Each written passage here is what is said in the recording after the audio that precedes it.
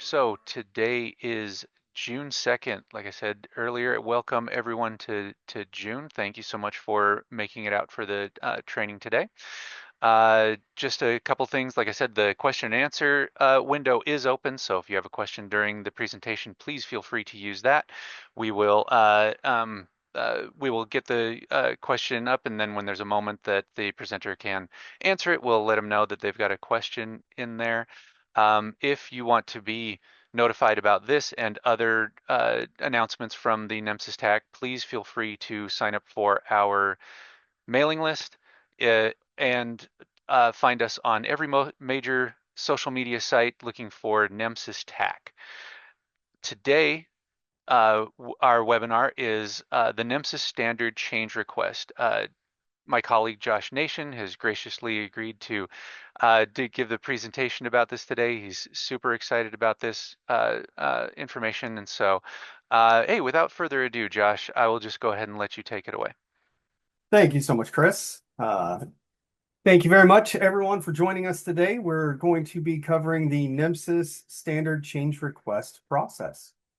As you know, there is the data standard's a living document. It's always growing and evolving, and this is actually covering the process of where you and every other stakeholder has the ability to go in and make a change request. So we're going to go through the process, and we'll take you through a change request as well. As Chris had mentioned, if at any point you have any questions, please feel free to use the Q&A feature, and we'd be happy to get those answered. So when we look at the change request, of course, that can mean various things. That could be that we're adding something to the standard, that we're deprecating a value, that we're changing spelling on something. It really can be a wide amount of changes that are possible. So let's take a look at some of these. We have a defined list change request. So this is where the item has a defined list, for instance, such as under E injury 01, cause of injury, E medications 03, medication administered, E procedures 03, procedure, E situation 10, E situation 11, E situation 12, with the symptoms and impressions. And then we have the incident location type E scene 09.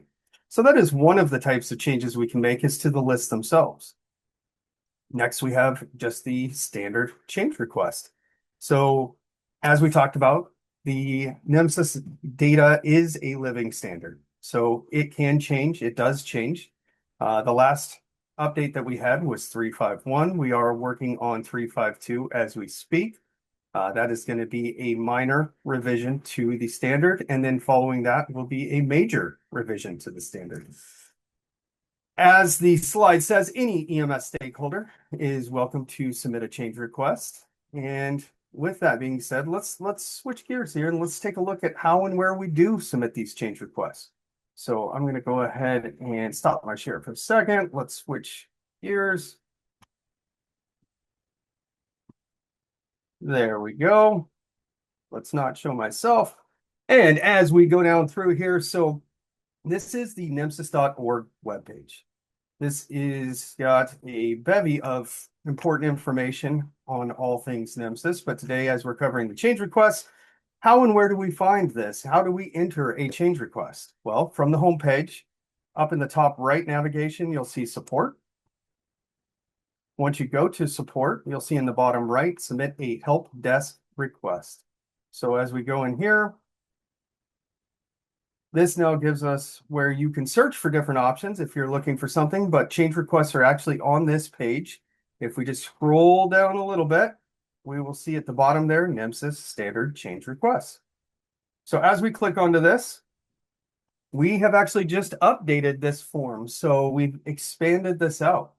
Let's kind of go through the fields and what is being asked. Of course, you can put in the only thing that really is required is your contact information at the top and the request type. But let's go down through. So it's going to ask for your name, your email, and your phone number. Why does it ask that? Well, it asks that because there may be follow-up that is needed for a change request, not just to alert you that we received your request, but we may have questions. We may need to work on it together, amend it, make slight edits, or talk through what is the need that we're trying to solve with the request. So that information is vital for us to get to you quickly. As we go down through, we will see you can put in the organization that you are representing. If you are working off an existing request, because remember, we can make a new request that is just not in the system whatsoever, or it could reference an existing request and you're looking to maybe add comments, questions, changes to an existing one in the NIMPub side of things. That's where all requests are going to end up. I'll show you that here in just a second. As we go down, request summary. So specifically, what is it? What is the ask? What are we looking to do? What is the type of change? What's the reasoning here? So just laying out that as best you can. Next, the justification for the change, the why. What is the need for this? Why are we bringing this change in or requesting to bring this change in? If it affects an element, an existing element, then what is it affecting? So we can go define that by element name, element group. Is it national, state? Let's pause on that for a second, because also on that nemsis.org, you can go under the technical resources and you can get to the data dictionary. So if you are looking to put in a request, this is a great resource to have up as you're going through, because it'll allow you to be able to go through and see the different information. It also may be something you need to reference in this ticket. So as we move down further, what is the definition you are looking to provide for this element if it's new? If it's an existing one, obviously you don't have to put that in. Are there any pertinent negatives? You can enter no if not applicable. And down below, not values, is it nillable? The recurrence of the value. And then down below that, now we're getting into the details of the request itself. Data type and constraint. So is there anything that we're doing with the length of the response, the type of response? Is it field? Is it string? Is it numerical? That type of thing. As we go down below, is it going to be a field that has selectable options? And for that, that's where we can put in the code list and values. Is it ICD-10 codes? Is it something else? And we're going to go down and quantify what is going to go within this new element you're proposing. Down below that, we have the data element comment. So this is really just a catch-all for you to provide additional information. Really anything and everything that relates to your request that you feel is not better served in another field, feel free to drop it right in there. Down below, are there any associated validation rules? Is it something that is for a treat and transport? Is it something that's for a canceled call? That type of thing where we can look to kind of build out, when will this new change be enforced and how? Is this something that's looking to deprecate a value? So there's an existing value that's already in place in the standard and you're looking to have it removed. And then again, ending with one final additional comments where you can truly go in there and put in anything that you feel needs to be added in to further justify this. Now, clicking send is going to now send that off to the NEMSIS Stack team, and we can begin the process of what comes after that. But before we go that far, let's say you've now learned how and where to access this change request, but maybe you're still not quite comfortable or you're still working through something. You can also come in and you could request, outside of this, a help desk ticket if you just simply want to meet with a TAC member such as myself. And I'd be happy to sit down with you because maybe you're doing a little pre-work prior to putting in that request. And we're happy to talk with you to kind of work through the details before this request is submitted, if ever needed. So once you submit this in, then we're going to be taking a look at it in the TAC. We're going to see if we have any immediate questions, comments, things like that, and we are going to send that back to you. We are then, once everything is in and everything looks good, we have all the necessary information. We're going to go ahead and create an NVC ticket from this. We're going to move that over to the NIMPub side of things. NIMPub is a great area because this is a public board. This is something where you can go in and see requests because again, before you put in a request, you may say, well, I want to go in here and take a look to see what's currently already sitting out there that has been requested. Maybe something that has been on your mind has already been requested. And so you could simply maybe add a comment that this is something that you agree with and you would like to see. So the NIMPub is a great resource to see this. There's a lot of times there's questions about, well, you talked about 352 earlier, Josh, and then you talked about another major release after that.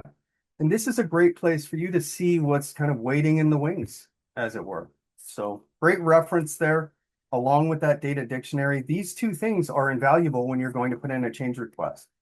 Now, one last comment on the form itself. As I mentioned, we had recently updated it. We've greatly expanded the data that we're asking for it. And that's because we really want to make sure that we're capturing the heart of your request. It helps expedite, it helps us get it worked into the standard that much faster. The more information you provide, the better. However, it's not all required, only the fields with the asterisk. Let's go ahead and stop my share. Let's go over back to the change request process. Before we go deeper into that one, I just want to confirm, how is everyone feeling so far? Are there any questions, comments, concerns? Don't see anything yet in the Q&A, but that's okay. We'll keep monitoring that if anything comes up. So we've talked about how and where to get to that. So if we move on next, who can submit a change request? Anybody, any stakeholder. Everybody has different vantage points, different perspectives. So we want to hear from you. And you will get feedback on all of the tickets you submit. That is very important. We want to make sure that we work through each and every item with you. So everybody can submit to the forum with the means that we just went through. So what happens after a submission? So there's an entire process we need to make sure that we go through. So once that change request is created, then that comes to the NEMSIS TAC. As we talked about earlier, it'll be looked at. We'll see if we have any questions, any comments, if we need more information. We'll work directly with you, and that's why your contact information is so important, to make sure that we are meeting the heart of the request exactly as you want. After that, we are going to move over to the Standard Change Review Committee. We meet every month and we take a look at these new requests to see if they have any questions. And this is a committee that is comprised of different members of the EMS community and vendors and state level, to make sure that we have all those different vantage points to make sure that it is a well thought out request. And again, if any questions come up at any leg of this journey, we would get back to the requester to make sure that we get that information from you quickly. After that, then we're going to discuss these in the stakeholder calls. So we have various groups, NESEMSO, the EPCR users group, we have vendor groups, billing stakeholders group, the advisory board. We also have our V3 implementation calls where we can bring these up as well. Once it's made through all of those steps, then at that point, we go to the stakeholders vote. We do that through all of those groups. We do that through the V3 implementation calls. We will send out email documentation through the listservs, any and all means, to make sure that everybody not only has a chance to submit requests, but also to vote on the requests that were submitted. Once that is done, then we make it to the NHTSA Office of EMS for final approval. What comes after that is then we work internally with the TAC. We scope out the project, which includes all of the requests. We will then move forward to producing documentation to allow all vendors, states, clinicians to make sure that they all are aware of the timeline, when resources will become available, and we work to that goal. We will make the material available so that everybody has and can start working to code towards it and have a chance to go ahead and try out any of those changes. So really, it's a pretty quick and easy process. It is something that we want to make sure that everybody knows where it's at, knows that we have this new form and that it's available, and that your voice matters. So we want to make sure that the standard is meeting your needs, and truly that, there's so many different ways that a change can be made that I've only scratched the surface. There's really no wrong answer when submitting this. And that initial submission is anonymous. We will work directly with you because, like I said, it may be something that you've got kind of a concept on and you're wanting to work through that idea. Then you may not necessarily just need to go to that help desk change request and just come to a TAC member via the help desk ticket and we'll just talk it out together. So very short and sweet when it comes to how to do the process and what the process is.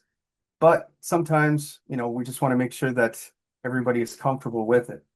So I see lots of participants here. This is a great chance to kind of open it up, see if anybody has any questions, concerns.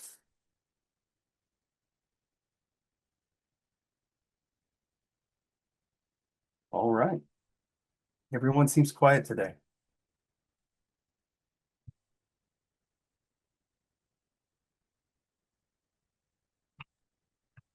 All right. Well, then, if everyone feels comfortable, that would be the process in its entirety. As we mentioned before, the next version coming out is a minor release. It is a collection of minor change requests. It will be version 3.5.2. So please feel free to, again, last call if you have any questions, any concerns, any comments. And outside of this, sometimes people aren't comfortable in a group-like environment to ask questions. Know that I'm always available as well. So if you'd like to speak with me personally, my name is Josh Nation, and you can always request to speak with me. I'm happy to do so. There is no bad question. The only question that's bad, I guess, would be if it's not asked. We want to hear from you. All right, Chris. Well, it seems like there are no questions. Perfect. And like you said, this does the obviously this discussion doesn't end here. This was informational to let people know how the process works. This training is recorded, and we'll have this posted up on our YouTube channel and website shortly so that this information can be reviewed in the future, shared with other stakeholders. If it made perfect sense when you explained it now, but doesn't exactly when someone actually sits down in a couple of months to actually create a change request. This is going to be a wonderful resource to be able to hand over and see the process and from start to finish how people can participate in this process. Um, yeah, so thank you so much, Josh, for the great information, taking the time today. Again, if you want to be notified about this and other events that the NEMSIS TAC is doing. Oh, we do have a question that just came up here. I will go ahead and put this into the answered section here, but if we could get a link to the NemPub Jira site. Do we have, while you're grabbing that up, I'll finish up where oh, Josh put it into the question and answer, so you should have a link now. If you want to be notified about this and other events that are going on with the NEMSIS TAC, please make sure that you go to the nemsis.org website, and at the bottom of the page there is a button for entering a ticket, and one of the options in there is to sign up for the mailing list. You can also find NEMSIS on all of the major social media platforms. Look for NEMSIS TAC, and that has more information about these and other events and other exciting announcements from the NEMSIS TAC. If I can get a big virtual round of applause from our attendees for our presenter today. Thank you very much for all the information. Thank you for attending today, and we hope to see you again next time. Have a great day, everybody. Thank you, everyone. Have a great day.